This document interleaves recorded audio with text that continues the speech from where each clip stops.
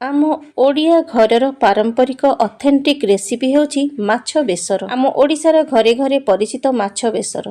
घर को माछ आसीबा मात्रे मुहरु गोटाए कथा आसी थाए माछ बेसर। पिलाठु बड़ समस्तଙ୍କର अति प्रिय माछ बेसर, से भी पुणी छोट माछरे। ए जो माछटी मु बनेइबी बेसर देई तो बनेइबी, किंतु माछर ना कौन सेटा आपण माने मते कमेंट बॉक्स रे जणेइबे।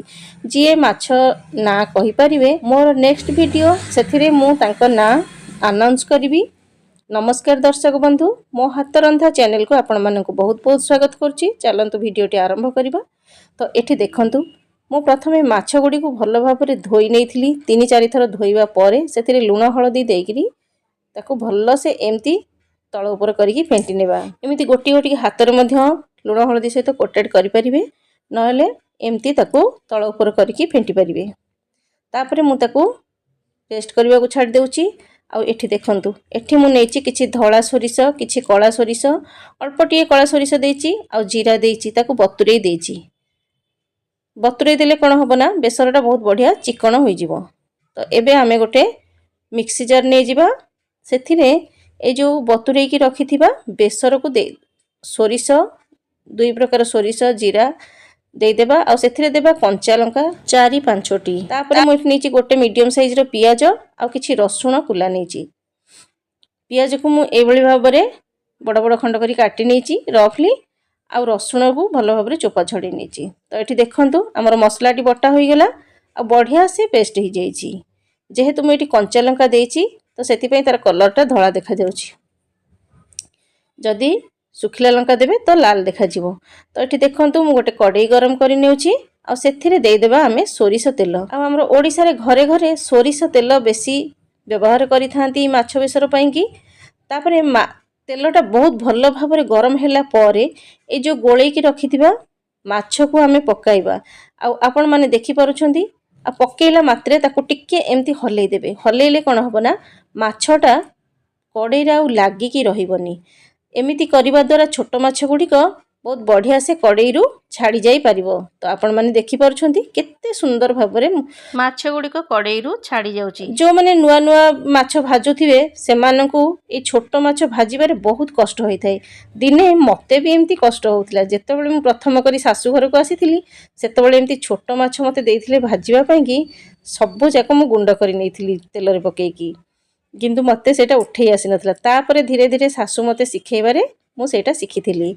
तो एठी देखंतु हमर माछ गुडिक एभली भाबरे टिके हल्का गोल्डन कलर हेबा परे आमे ताकू काढी नेबा।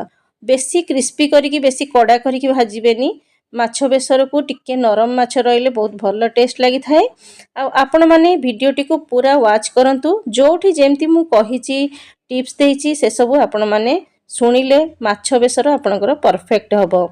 तापरे बाकी गुडिक आमे भाजी नेबा।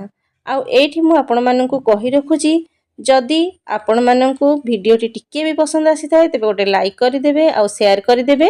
चैनल रे नुआ आसुथिले चैनल टी को सब्सक्राइब करि देबे। तो एठी देखंतु हमर सब माछ गुडिक भजा होई गला। चलंतु एबे आमे याकू काढी नेबा।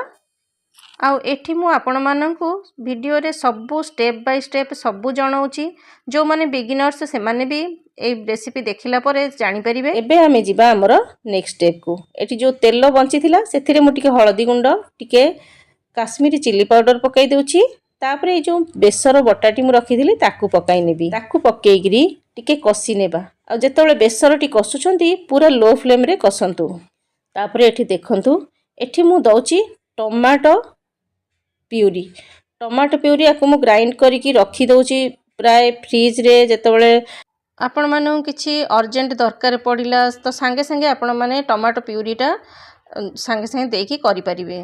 तापरे एठी देखंतु मु ताकू टिके भलो भाबरे एम्ति कसी नउची।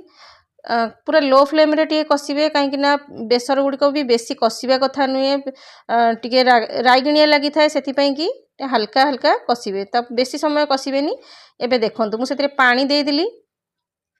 पानी देई देला परे ताकू भलो से मसला सहित एम्ति घांटी नेबा जेमती मसलाटा भलो भाबरे पानी सहित मिसी जिवो। तापर आवश्यक अनुसार हमर जेतिकी पानी दरकार हम देई देबा। तो देखंतु पानीटी फुटी आसलानी। आ एठी मु गोटे आलू दउची। जदि आपण माने आलू पकाइबा को चाहू नांती तो आपण माने स्किप करि परिबे।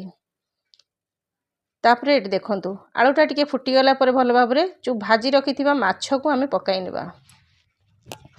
माछ को पकाई सारिया परे एबे आमे ताकू टिके भल से झोल सहित मिक्स करदेबा आ घोड़ाई देबा प्राय 3-4 मिनिट पर्यंत। देखंतु 3-4 मिनिट पर मु आपण मानू काढी की देखौची। आउ सेथिरे आमे दबा आंबुल। आपण माने जानिछंदी माछ बेसर रे आंबुल टिके देले केते स्वाद लागि थाए। आंबुल देई सारिया परे ताकू आमे टिके फुटिया पई छाडी देबा आ देई देबा 2टी कंचा लंका को एम्ति चेरिकी ऊपर टिके धनिया पत्र देई देबा। तापर 2-3 मिनिट फुटी गला पर आमे ताकू काढी नेबा। तो एठी देखंतु आमर माछ बेसर पूरा रेडी होई गलानी। एबे आमे एहा को सर्व करिबा। तो एठी देखंतु केते सुंदर देखा जाउची। आपण माने निजे नकले जानि परिबेनी। थरे एमती गरम भात सहित करी खांतु। रेसिपीटा आपण माने को केमिति लागिला खाई सारला परे आपण माने मते कमेंट करिवे। आउ जदि वीडियोटी आपण माने को टिके भी पसंद आस्थिबो लाइक करिवे शेयर करिवे और चैनल रे नुआ आसुथिले चैनल टी को सब्सक्राइब करिवे। तो ऊपर आउ टिके आमे धनिया पत्र रे सजेई देबा काहे ना जिए एमती सजा जाइथिबा माछ टी देखिबे खुशी रे गोटे थाली जगह रे 2 थाली भात खाइबे। तो फ्रेंड्स एमती गोटे डेलीशियस रेसिपी आपण माने बनांतु। छोट माछ नै आसंतु घर को बनांतु खांतु आ समस्त को खुआंतु सपरिवार बसी खुशी रे खांतु। तो देखा हबो मोर आ गोटे एपिसोड रे आ गोटे नुआ रेसिपी सहित। रहुची नमस्कार जय जगन्नाथ।